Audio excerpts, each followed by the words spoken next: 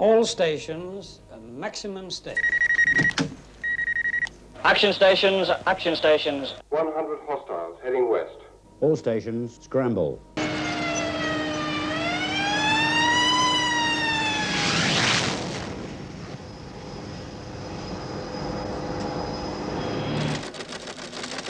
All stations, clear to engage.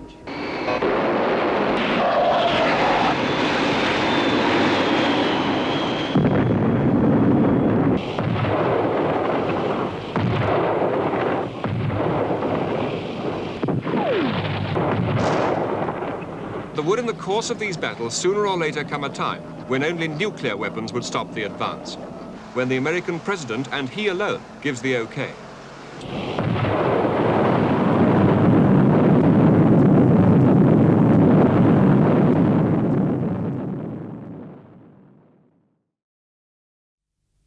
The Soviet Union has now built up its forces to a level far higher than it needs for its own defence.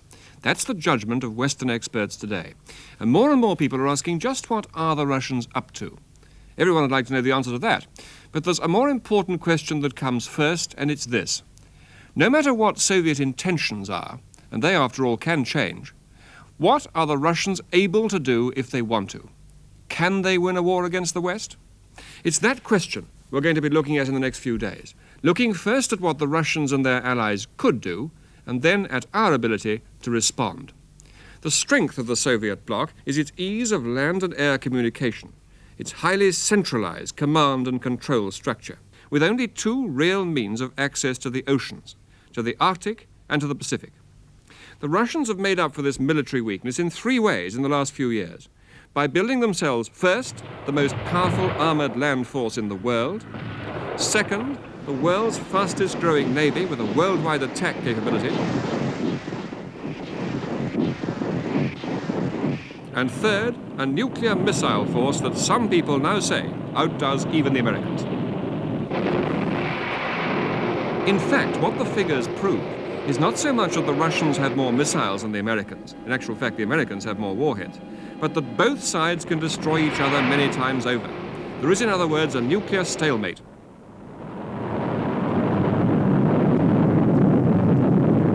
Both sides can be virtually certain that if one of them loses off nuclear weapons, they'll both be destroyed.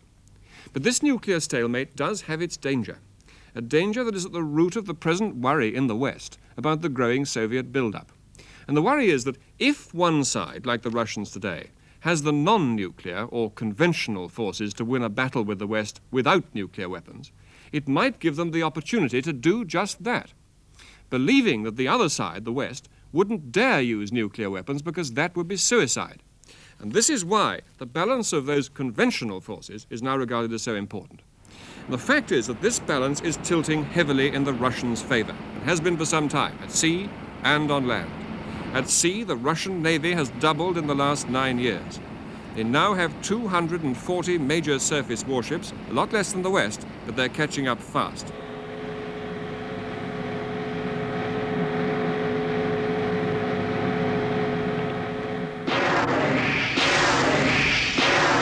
Russian warships are built to attack, and the Russians developed naval attack missiles long before the West. Missiles fired from launchers like this, the Shadok. Here's another picture of it, which has a range of 300 miles, and the newer and deadlier SSN-7, which is fired from below the surface by Soviet Charlie-class submarines like this. New Russian submarines are putting to sea today at the rate of 2 a month. The strength of their submarine fleet is now a matter of intense concern to Western navies, who remember the days when Hitler, with a force of only 50 U-boats, was nearly able to sever Britain's lifeline in the Eastern Atlantic. And finally, Russia is going into the aircraft carrier business. The first one, Kiev, is now exercising in the Black Sea, and Russia's brand new Yak-36 vertical takeoff fighter, like Britain's Harrier, will operate from it. On land, the Soviet bloc has an armoured force in Central Europe, which now far outweighs anything the West can put into the field. They have 3 times the number of tanks, twice the number of guns, and 1.5 times as many men, and the balance is changing in the Russians' favor all the time. The brand new T-72 tank is just entering service. Its gun is bigger than Britain's Chieftain, it is faster, and more streamlined and has automatic loading unknown in the West. Russian infantry are transported in the BMP, a far more powerfully armed vehicle than anything the West has. It is fast and has its own anti-tank guided weapon built in. For the first time ever, the Russians have introduced the self-propelled gun in the last few months, a new addition to their highly mobile armoured forces. The Russians also have one weapon for their artillery, which the West doesn't have any longer: chemical shells.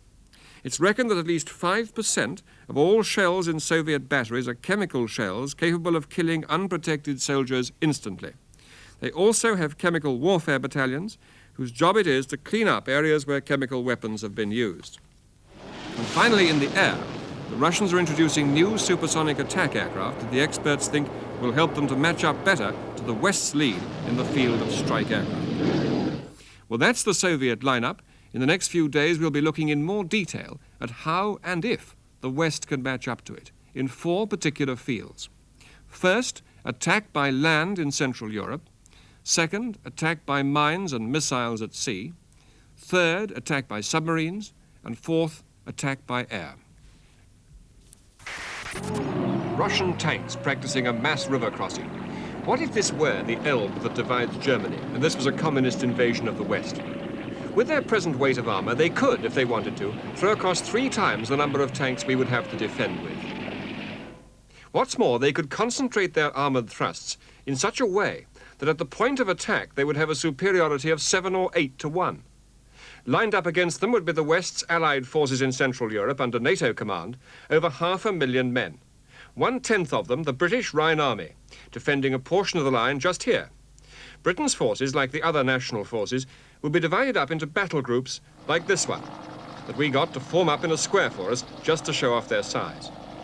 Multiply this by about 20, and you've got the size of Britain's Rhine Army. Multiply it by 200, and you've got, very roughly, the size of the West's ground forces in Central Europe.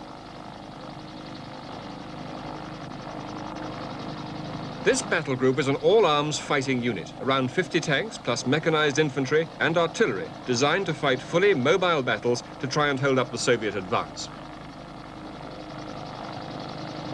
This is the Iron Curtain, the start point of any communist thrust. From here, the highly mobile forces of the Warsaw Pact could push forward the 120 miles to the River Rhine in less than a day, if there were no resistance. The West plans to resist first with the light covering forces. Their job to warn their main forces further back which way the Russians are coming. But they wouldn't survive long, and within hours the invaders would be pressing on, choosing the most open routes to speed their tank advance. Meanwhile, the West's main force battle groups would be racing to form up. They'd need 24 hours warning to be in position. A total surprise attack, which is unlikely, would be almost impossible to stop. Their tactics would be not to resist the advance head-on, but to give before it, and choose the ground for staging giant ambushes to slow it down. The battle group's firepower, directed from static positions at a moving enemy, would give it a devastating temporary advantage.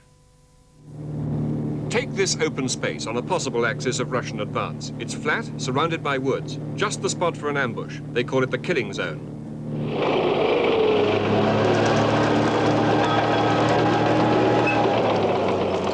On a given signal, the battle group would move forward from its hide positions under cover to its firing positions. Tank for tank, Western tanks like the Chieftain are thought to be superior to the Russians, although the new Soviet T-72 just coming into service is still untried. Once hull down in their firing positions, and they'd probably have to move through heavy enemy air and artillery attack to get there, the Chieftain's laser-aiming guns would have a chance of inflicting great damage in the killing zone.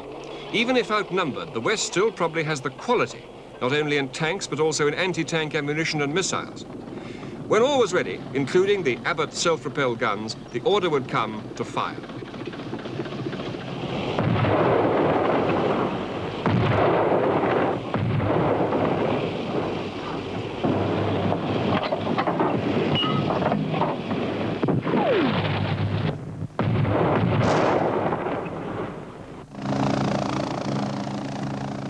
All military men reckon the ambush would take its toll, but the ambush alone wouldn't be enough. Hello, 1. This is Niner. Counterattack now. lay the bridge and cross it. Out.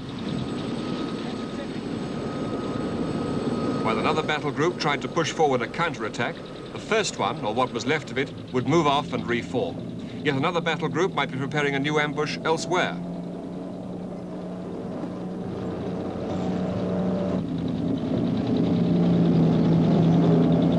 But however stoutly the Allies fought, the present balance of forces in Europe is such that the sheer weight of Soviet armor would break through. Maybe in 3 days, maybe in 10 days, maybe longer. But there would in the course of these battles sooner or later come a time when only nuclear weapons would stop the advance. First, tactical nuclear weapons like this British-operated Honest John, concealed behind the lines, ready to move out into a launch position when the American president, and he alone, gives the okay. Behind this again, the whole range of strategic nuclear weapons.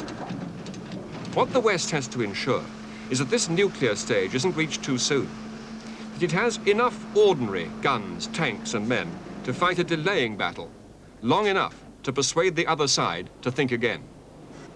Now, most military experts today believe the West still can do this, but only just, and that the changing balance in Europe, if it goes on like this, will eventually make that delaying battle impossible. Peter Snow, News at 10, Germany. Russia's growing submarine threat to the West is already well known. What is not so well known is what Russia could do with mines and missiles. Take mines first. The Soviet Union is reckoned to have about 500,000 mines, ready, if she wants to lay on the shallow waters of the continental shelf around Britain and the approaches to northwestern Europe, where the sea is nowhere deeper than around 300 feet. This is a radar picture of the Straits of Dover, greatly speeded up to show just how busy with shipping is this lifeline of food and other vital supplies to Britain and Europe. In wartime, these little blips would be ships bringing reinforcements to Europe from America. Within hours, if they wanted to, the Russians could saturate these ports and sea lanes with mines.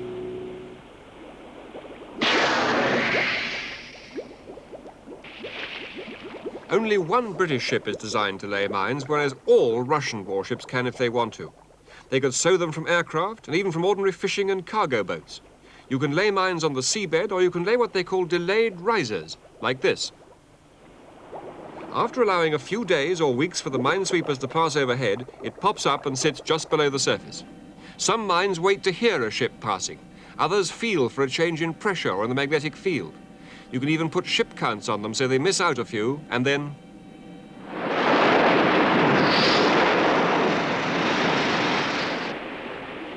No matter how far Russian mine technology has moved, and we don't know that for certain, a mine-laying assault on Western Europe would give the West's mine-sweeping fleet a mammoth job.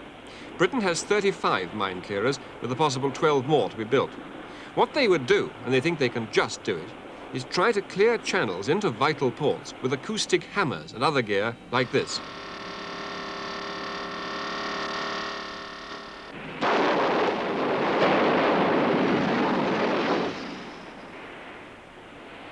The other war the West's navies would have to fight would be the missile war. Nearly every British warship now has some kind of air defense missile system, but with a limited range and a very limited rate of fire. Very few of them have missiles that can destroy other ships, like the brand new French Exocet missile filmed here in slow motion.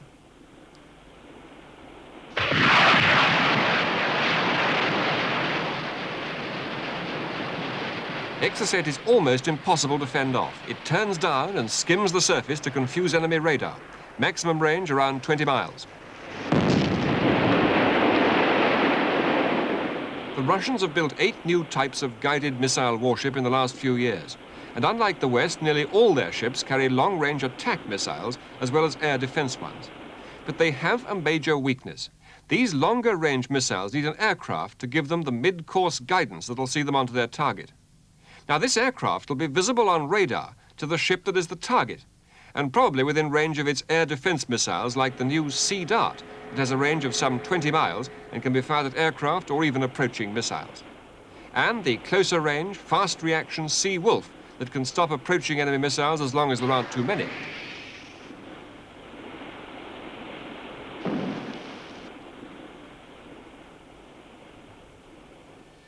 Warships can be attacked at long range from the air, too, by these standoff missiles dropped from the belly of a Russian heavy bomber. The aircraft will be way outside the range of the defensive missiles, and the only way to hit the aircraft will be with fighters based either on shore or carriers. This is why, in spite of defense cuts, Britain still plans to operate the Naval Harrier, and why American aircraft carriers are such a key part of the West's naval defense. Indeed, the Russians are now producing carriers too, sensing the weakness of their own warships to air attack like this.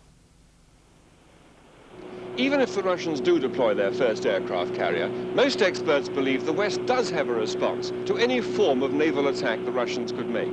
Mines, missiles, submarines, aircraft. But there is a limit to the number of attacking missiles you can fend off at any one time. And what the Western countries like Britain fear most is that at the present rate of Russian weapons production, we could be so saturated by attacking weapon systems that defense would become impossible. Peter Snow, News at 10 with the Royal Navy. The submarine is the most powerful naval attack weapon today, and Russia has 90 more than the whole Western alliance put together. Russian submarines are armed with homing torpedoes and with missiles that can be fired against ships or targets on land. Over half their entire submarine fleet is based in the Kola, a peninsula the size of Ireland inside the Arctic Circle. It's ice-free all the year round and is Russia's only immediate access to the oceans in the west. From there, Russian submarines can move out past the north of Norway to roam over the North Atlantic and threaten, if they want to, the sea lanes that are the lifelines of the Western Alliance. Their strength is that they have the numbers virtually to saturate Western anti-submarine defenses, and they have the initiative, if they want it, of the attacker. But they have serious weaknesses too. Their crews are largely conscripts, and Western experts believe them to be well behind Western standards of training. But second and more important, their submarine warfare technology is at present way behind the West. Every day on the high seas, the game of trying to keep up with the other side's technology goes on. This picture of a Russian submariner in his bathing trunks about to dive in and snatch an American sonar buoy was taken by a British aircraft over the Atlantic. The fact is that there is still really only one way of detecting submarines underwater, and that is not by satellites, which on the whole have failed, but by listening. Preferably just by listening passively on what they call a passive sonar set. If you listen actively by sending a ping out and waiting for a pong to come back, you tell the submarine you're looking for him. Now, Britain and America lead the world in the field of passive sonar. The Americans, and perhaps soon the British too, are bringing in surface ships like this with giant lumps under the bows housing sonar equipment that in the passive mode will hear submarines at very long ranges. And more importantly, the approaches to the North Atlantic, which in the last war was a safe area for any submarine to pass through, now has a massive Western network of passive sonars pinned to the bottom of the ocean where they can listen uninterrupted by the warm water layers higher up for the noise of passing Russian submarines. Noise is the word, for Russian submarines are still very noisy. Surprisingly, all nuclear subs are noisier than diesel-powered subs, and the Russians are noisier than any others. They are improving, but at present well behind the West in quietening their submarines down. A submarine can be dead quiet when it's stationary, but Russian submarines have to move sometime, either in or out of the Kola, if they want to attack. Any sound that is heard is plotted at headquarters like Northwood in Middlesex, which covers Allied naval operations in the Eastern Atlantic. The contact now has to be investigated, what they call relocated, and for this the West has three main weapons. First and fastest, aircraft, like Britain's Nimrod maritime reconnaissance and strike plane, that carries a load of detecting devices and computers linked to sonar buoys that it drops in the sea in the search area. Nimrod's listening devices and sensors are likely to find a submarine if it's there, and almost certainly if it's moving. Once the submarine is located to within a few hundred yards, Nimrod launches its homing torpedo, which has a good chance of finding the submarine and destroying it.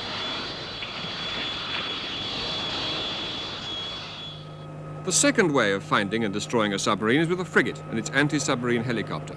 This is probably the least effective way, although the new Ikara anti-submarine missile will give surface warships a better chance of destroying them. It's the submarine that is itself the best submarine hunter. This is one of Britain's 8 nuclear-powered hunter-killer submarines. They can do at least 30 knots underwater and can travel at least 3 times round the world without coming up for fuel or air. Once it's located an enemy submarine, the hunter-killer will creep up on its target, guided by its sonar operator.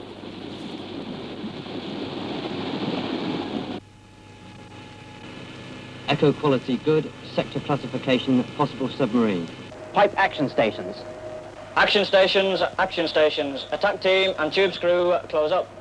Naval men are confident that Western training and technology would at present give the Western submarine the best chance of getting its torpedo in first on target. But, and it's a very big but, the Russians, I'm told, are catching up very fast. After all, 15 years ago, they had literally no navy at all except for coastal defense. Today, their navy, and particularly their submarine force, is expanding at a remarkable rate. And however well Western hunter-killers, frigates and aircraft might cope with enemy submarines once they came to grips, first they need the time and the numbers to come to grips. It's much more difficult to assess how an air war would move because the speed of it would open it to all sorts of combinations in attack and defense. All we know for sure is that the Russians have over 3,400 strike aircraft, soon to be joined by the new backfire supersonic bomber. Now, how the Russians, if they ever chose to attack the West, would divide up this force between the targets in the Western Alliance, we don't know. But the best expert guess is that Britain's share would probably look like this. Around 50 aircraft from the long-range bomber force based in northern Russia, around 200 aircraft of the medium-range force based in western Russia, and around 100 of the short-range strike bombers based in Eastern Europe, aircraft like the variable geometry strike warplane. Now, how would a Western country like Britain cope with an attack like this? Well, we asked RAF Strike Command to show us. They said if they had at least 24 hours political warning, and once it was clear the hostile aircraft were headed for Britain, they'd be able to act like this.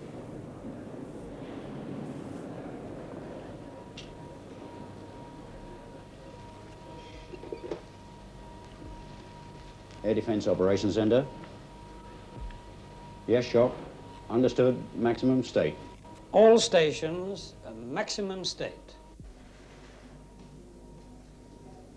Controller, would you bleep the duty air defense executive and tell him I'd like him on the bridge, please?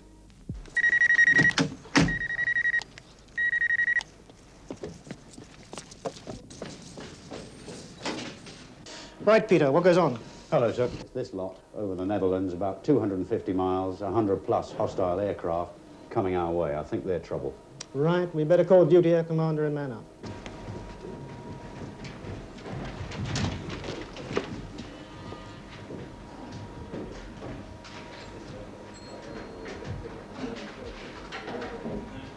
What have you got from airborne early warning?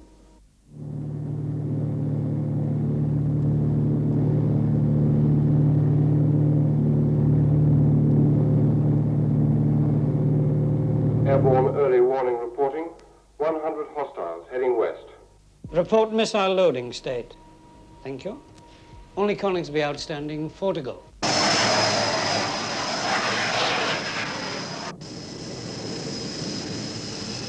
The hostiles are getting pretty close to that scramble line. Let's get airborne. All stations. Wattisham, scramble. 18 Lightnings, 18 Phantoms. Valley, scramble. 9 Victors, 18 Phantoms. Waddington, scramble. 18 Hunters. Coningsby, scramble. 36 Phantoms.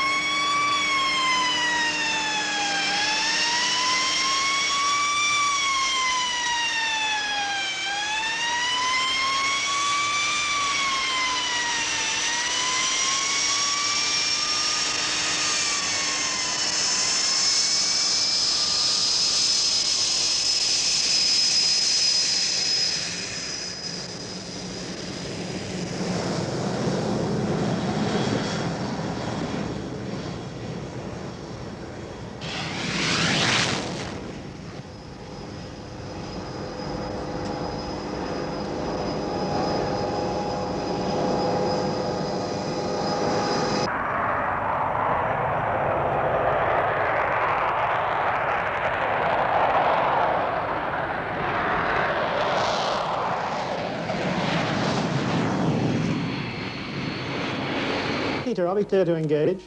Ministry of Defence, are we clear to engage?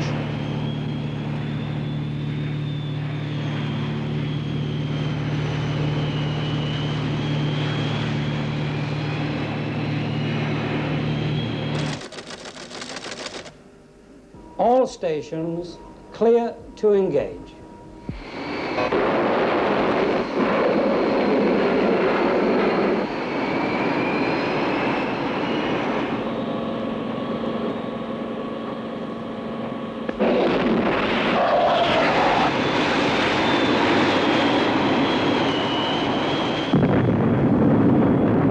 RAF chiefs are confident that given at least a day's warning before the enemy air attack began, they would be able to inflict heavy damage with fighters and missiles like this. But, and here they're at one with Navy and Army defense chiefs and most Western defense experts. If the balance of conventional, that is non-nuclear, forces goes on changing much more in Russia's favor over the next few years, the West will be unable to defend itself in any war without immediate recourse to nuclear weapons.